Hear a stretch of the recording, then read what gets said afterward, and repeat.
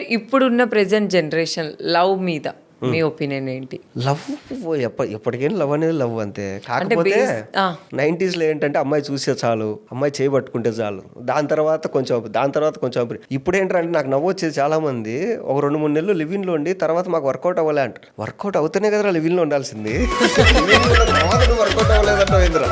నేను అనుకున్నా నాకు చిన్నప్పటి నుంచి లవ్ ఇవ్వు అంటే అదంతా పెద్ద పడు. నేనేదో వన్ సైడ్ లవ్ ఎవరో క్లాస్ లో ఒక అమ్మాయి దూరం నుంచి చూసి ఆ అబ్బా వచ్చింది ఈ రోజు అనుకునేవాడిని, అంతేగాని మీరు చిన్నప్పుడు మీకు ఉందా కాలేజా స్కూలా? నా ఆటోగ్రాఫ్ సినిమా చూసిన తర్వాత ఫిక్స్ అయినా. నా ఆటోగ్రఫీ 10th క్లాస్ లో ఒక అమ్మాయికి లైన్ వేసా, ఇంటర్ లో ఒకరికి లైన్ వేసా, డిగ్రీలో ఒకరికి లైన్ వేసా.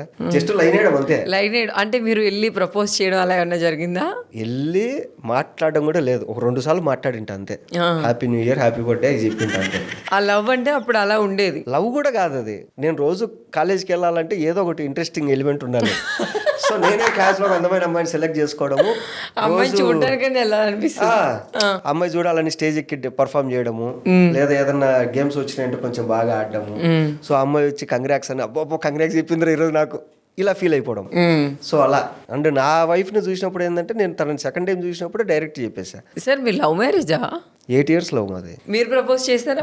నేనే ప్రపోజ్ కూడా కాదు, డైరెక్ట్ పెళ్లి చేసుకుంటా, నువ్వు చూడడానికి కొంచెం మామూలుగా ఉన్నావు, నేను పెళ్లి చేసుకుంటా.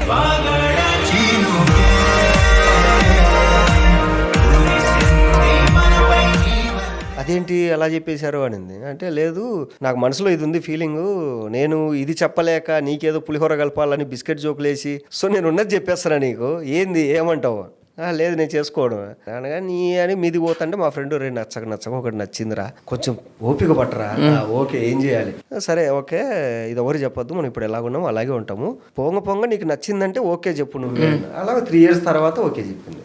ఫైనల్ గా సెట్ అయిపోయింది అంతే. నేను ఇప్పటికీ ఏమంటా తెలుసా, దీని అమ్మ నీ వెనకాల పడలేదు, నీ కోసం ఎటువంటి కష్టపడలేదు, నువ్వు ఎట్లా పడినావే సిగ్గు లేకుండా. అంటే నా బాధ అదేరా, నా కోసం ఎవడెవడో చేతులు గీతులు కోసుకునేవాడు, నేను నీకు ఎట్లా పడినానా, నువ్వు ఏమీ చేయలే కదరా నా కూడా. 3 years తర్వాత అడుక్కునేది, ఒక్కసారి ఐ లవ్ యూ చెప్పురా అంటే నేను చెప్పను పో అని, ఒక్కసారి చెప్పురా అని సరే ఐ లవ్ యూ అనేవాడిని. అంతా అసలు లవ్ లేని లవ్ స్టోరీ మాది. లవ్ స్టోరీ అంటే లవ్ అట్ ఫస్ట్ సైట్ చూడగానే 90s లో ఉండేది కదా, ఆ స్టైల్ ఎందుకో సెట్ అయింది.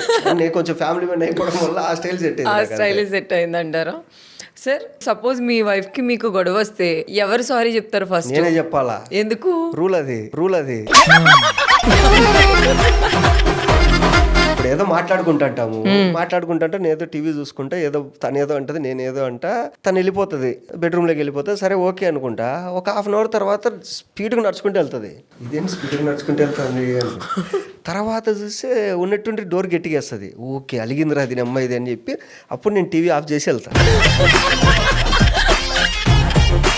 వెళ్ళిన తర్వాత నాకు రీజన్ తెలిస్తే ఓకే దాన్ని కవర్ చేసుకోవచ్చు. ఎందుకు అలిగినామని చెప్పడానికి ఒక 1 hour టైం తీసుకుంటా. సింపుల్ ఏమొస్తాయంటే మాల్కి వెళ్దామా అంటది, నేనేమంటే ఆల్రెడీ 7:30 అయిందే, మనం ఇప్పుడు వెళ్ళేసరికి 8:30, 9కి షాపులు బంద్ చేస్తారు అంటాం. దానికి కలిగింటది. అంటే నేను అడిగితే నువ్వు తీసుకెళ్ళవా అని. నేనేమంటా నీ అమ్మ నువ్వు అడిగేదాని ఏదో ఈవినింగ్ 4 o'clock 5 o'clock అడిగితే ట్రాఫిక్ వెళ్ళక ముందే వెళ్ళింది. నాకు అడగాలనిపిస్తుంది. ఇనార్బిట్లో వెస్ట్ సైడ్ వెళ్ళాలి, గచ్చిబౌలి వెస్ట్ సైడ్ వెళ్ళాలి, బంజారా హిల్స్ వెస్ట్ సైడ్ వెళ్ళాలి, అన్ని వెస్ట్ సైడ్ లో స్టాక్ చూడాలి. చూసి అందులో ఒక వెస్ట్ సైడ్ లో పలానా కార్నర్ లో ఈ డ్రెస్ బాగుందని చెప్పి మళ్ళీ 2వ రోజు వెళ్ళాలి. డ్రెస్ కాస్ట్ 1000 రూపాయలు అయితే నాకు తిరిగిన పెట్రోల్ కాస్ట్ 1000 రూపాయలు అవుతుంది. మా చెల్లెలు అట్లా వేస్తుంది మా బావని. కానీ ఏదైనా ఒక వస్తువు కొనాలంటే హైదరాబాద్ లో ఎన్ని స్టోర్స్ ఉన్నాయి అన్ని స్టోర్లు తిప్పుతుంది. లాస్ట్ ఒక 50 రూపాయలు తక్కువ ఉందని ఒక చోట కొంటది. ఈ పెట్రోల్ 1000 రూపాయలు అయిపోయింది మా బావకి. అది కౌంట్లోకి రాదు. నేను 50 రూపాయలు మిగిలిచ్చిన ఇది కౌంట్లోకి వస్తుంది. గొడవలు వస్తే మాత్రం సారీ మీరే చెప్పేస్తారు. అయితే నేనే చెప్తా.